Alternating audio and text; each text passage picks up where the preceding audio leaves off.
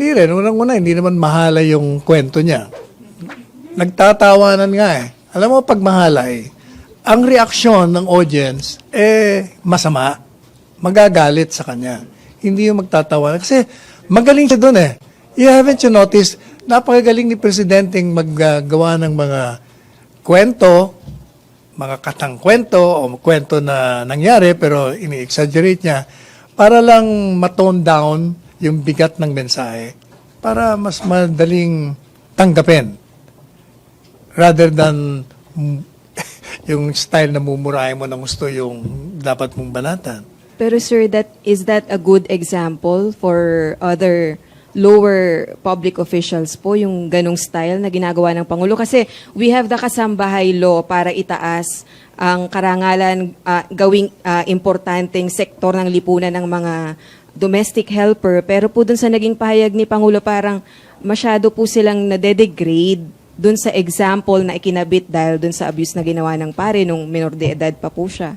I don't think na degrading. Alam mo, gaya ng sinabi ni Pangulong Duterte kaugnay doon, pinakita niya lang na walang kasalanan na dapat siyang sabihin, pero pinipilit siya nung pare habang siya'y ginagalaw. Kumaga, pinapakita niya yung kabastusan ng pare. At ginawa niya ng kwento ng gano'n na lang para makita ang kahubaran or nakedness ng hypocrisy ng particular na parang yan. Pero sir, at the expense of a domestic helper, sir? Hindi naman eh. So there's nothing... Alam mo, meron naman akong katulong sa bahay. Wala naman siyang reaction na nagalit kay Presidente. Natawa nga eh. Natatawa lang sila eh. Natatawa sila eh. So sir, there's nothing... Alam mo, ang nagiging problema lang yata kasi masyadong yung mga ultra-conservative at yung mga taong hinahanapan talaga ng mali ang Presidente, yun ang gagawin nila ng reaksyon.